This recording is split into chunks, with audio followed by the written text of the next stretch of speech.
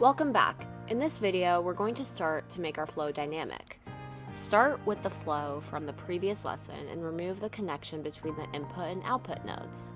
We will be now adding a second reshape node. In this new reshape node, we will be selecting our provider as OpenAI, and we will enter our API key as explained in the previous video. For our instruction, we will delete this port A default text, and we will edit our own. What we would like to do is to look up the city, and if the city is less than 1,000 years old, to create a prompt asking about the city's nightlife. If the city happens to be more than 1,000 years old, then create a prompt asking about the city's history. Now, this flow will be separated into two different possibilities with two different outcomes. This will make the flow dynamic. Here, we will now enter in this prompt. Now, notice what's happening here. This node is not generating the final answer, it's generating an instruction based on the city that was entered. We will close this reshape node, and we will delete our connection between the last reshape node we used to our output box. Now, before connecting these two reshape nodes, we will want to add a pause node between the two nodes. The pause node acts as a synchronization point. Since computers move very fast, different processes can finish at different times, and the pause node basically makes sure that everything is ready before continuing. We will set both port A and port B to wait until all of the required inputs have arrived. Port A and port B act as these green flashing inputs on the top of the pause node. We will be dragging our data, which is the name of the city, and our output given from our first reshape node.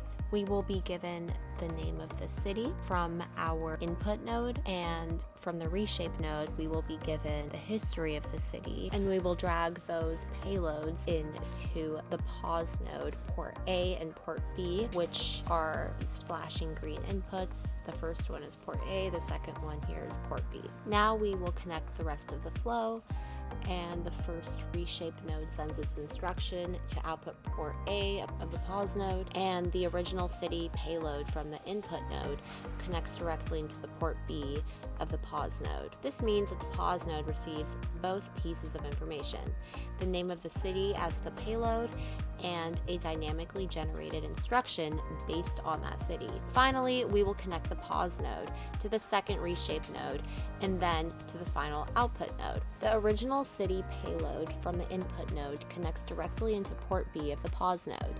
This means that the pause node receives both pieces of information, the city name as the payload and a dynamically generated instruction based on that city. We connected the pause node to the second reshape node and then to the output node, where instruction enters through our non-green flashing point. And the instruction here was our output given from the history of the city. It will act as instruction for the next reshape node once it was processed through the pause node. Once everything is ready, it will pass through, and then the reshape node will continue to process the information, which will finally go into the output node. Now let's test it. We will open our flow runner, we'll go on the live inspect view, and we will run it with a prompt. Let's just say Rome. When we run the flow, the first reshape node evaluates the city and determines that Rome is more than 1,000 years old. It generates an instruction asking for the history of the city. The pause node waits until both the city name and instruction are available, then passes them to the next reshape node. The second reshape node, as we see here, uses the city and the instruction to generate the final response, which is then sent to the output node. You can inspect the execution and see each step of the process. The first AI node creates the instruction, and the pause node combines the information, and the second AI produces the node's final product. Now we can try a newer city, such as Los Angeles. Here we can go through the same process, highlight over the flow map, but here we have a newer city, so it is given different instructions. Because Los Angeles is a much younger city, the first reshape node creates a different instruction asking about the city's nightlife instead of its history. The rest of the flow remains exactly the same, but the behavior changes automatically based on the input. This is the power of dynamic workflows. Instead of using a fixed instruction every time, the flow can decide what to do based on the information it receives. In the next video, we'll continue building more advanced workflows.